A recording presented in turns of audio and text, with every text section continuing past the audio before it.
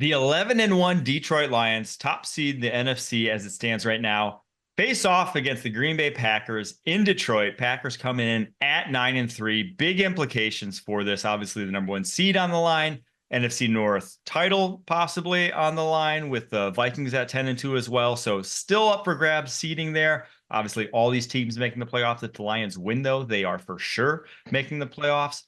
They lock down that position. What are the matchups we're looking for? Kyle, I want to start with you on this one because there's a lot of injuries on both sides of the football. What are you looking at to decide this game?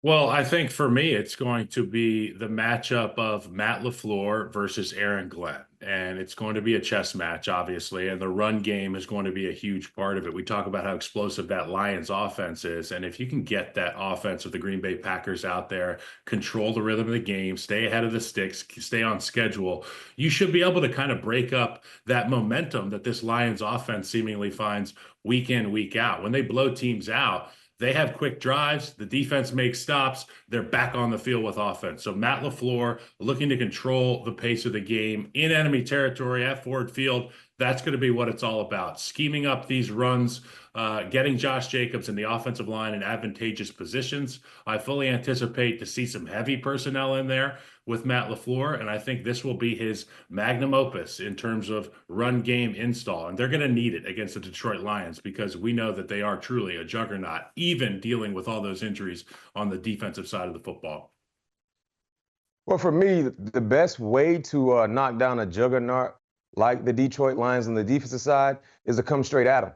Come straight at them. To your point, Kyle, they've been dealing with a lot of injuries, and they've been fortunate enough to not allow those injuries to warrant losses. But now they're playing against a playoff caliber team. This is a January moment tonight. And what I mean when I say that, this is like a playoff game because both teams are overly good. This is good on good. And usually when you have injuries, and usually when you have players playing more of a significant role than what they would be if your team was fully healthy, there lies the moment for these things to surface. So for Matt LaFleur, can you simplify this game plan and run your offense through Josh Jacobs? Because if you look at all the injuries the Detroit Lions are dealing with, most of their injuries have occurred on the first and the second level. There lies the opportunity to be successful. Right in the middle. Right in the middle. So there lies the opportunity for you to be successful. Because if Josh Jacobs is going, Jordan Love is a better quarterback.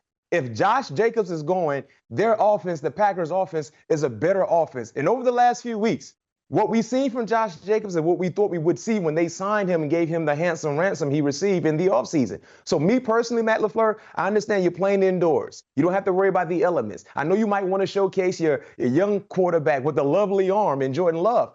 No, my friend, it might be time to showcase the bully of your offense in Josh Jacobs and allow him to open other opportunities in your offense.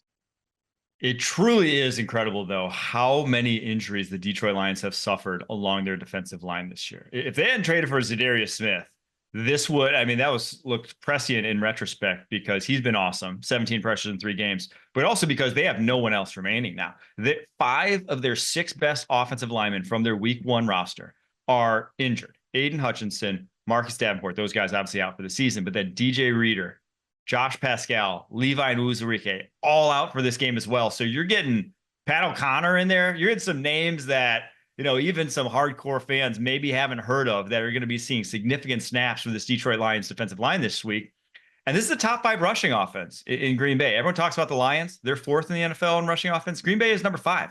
This is a team that can move the ball on the ground, one of the better offensive lines in the NFL this season. So I agree. I think everyone thinks Packers, Lions, like high flying. How are these quarterbacks going to fare? I think we get a very ground and pound attack from both sides in this one that maybe you get the intermixed big play from a Jameson Williams or a Christian Watson, but I don't see it being a drop back heavy game whatsoever. Mike, and to your point, I would say this about the Green Bay defense. They have thrived on takeaways the entire season. At the beginning of the year, more so than the middle of the season and towards the end. But we know that it's in there. And I think with Hafley, the defensive coordinator in Green Bay, I think he might be disguising some stuff. He's going to look to get Jared Goff to quicken up his process, maybe force a turnover, because I said it earlier. If you get one turnover against this group and you have success on the ground with the run game, you're looking at a Packers win at Ford Field.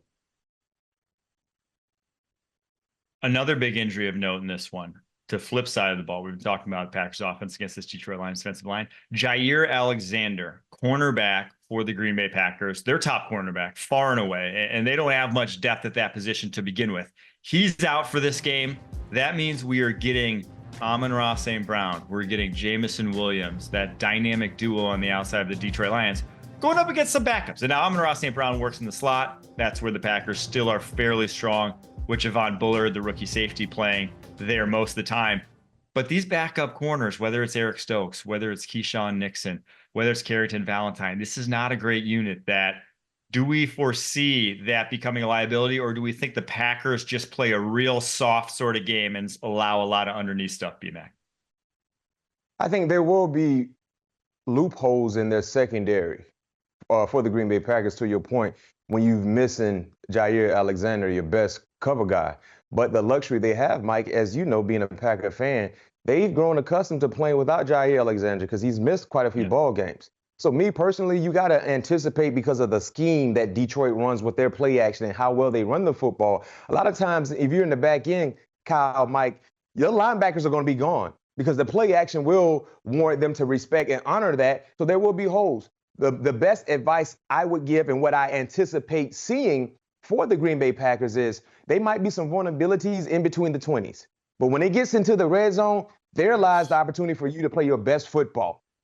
You have to play your best football. You guys know I phrase the term elbow defense. It bends, but it doesn't break. They probably will bend in between the 20s, but they cannot break in the red zone. So if you can force the Detroit Lions to do something they haven't been accustomed to doing the entire season, which is settle for field goals, you can walk out of Ford Field with a win. But if you give up opportunities in between the 20s and you give up opportunities in the red zone, it's going to be some issues. So I think for me, I think we might see a better red zone night for Green Bay than in between the 20s, to your point, with some injuries. Because Jared Goff and the offense, they're a balanced attack. If you focus your attention on the passing game, they're going to run it. If you focus your attention on the running game with the experience that he has with Amon-Ra St. Brown and looking at what Jameson Williams is doing, don't forget about Sam Laporta. Don't forget about Sam. There are going to be opportunities there as well. So you got to play that elbow defense, coach. Yeah, they get something in between the 20s. Red zone, here's where you buckle down and we play outstanding football. Yeah, B-Mac, we can't do too much elbow defense. We don't want to bend too much if we're the Green Bay Packers, but because we know a guy like David Montgomery can bust one open, Amon-Ra St. Brown, tremendous in the open field, and we have seen this offense reignite on a 3rd and long, a 3rd and 8, and you get the football in one of these guys' hand. There's Jameson Williams on the screen right there. They can hit a home run from anywhere. So tackling has to be the #1 priority, has to be a team effort for the Green Bay Packers if they want to keep these guys at bay. Two more little storylines I wanted to touch on before we tie a bow on this matchup. The first being that while this is a short week, Thursday night football game, the Lions actually have a full week off because they played last Thursday on Thanksgiving, whereas the Packers did not. They played on Thursday as well. Excuse me. So both teams had the full week of rest. Weeks. It's not going to be like your traditional short week game that you usually see on Thursday night where you expect some sloppy play. Not going to see that. And also, Packers have faced the Eagles and the Lions already this season, but both kind of came with an asterisk. Week 1 against the Eagles, you had that terrible turf game. And then against the Lions, a few weeks later, you had a downpour, rain, wind, some of the worst weather in a game we've seen all season. So I think from the Packers' perspective, here's your litmus test, right? Here's your measuring stick against the top of the NFC. Are you capable of, come playoff time, competing with the best of the best? I think this will be, coming out of this game, our opportunity to really properly evaluate the Packers for, I don't want to say the first time all season, because obviously there are a bunch of games in between, but get a really good test in the dome in a tough situation, see how they're ready come playoff time.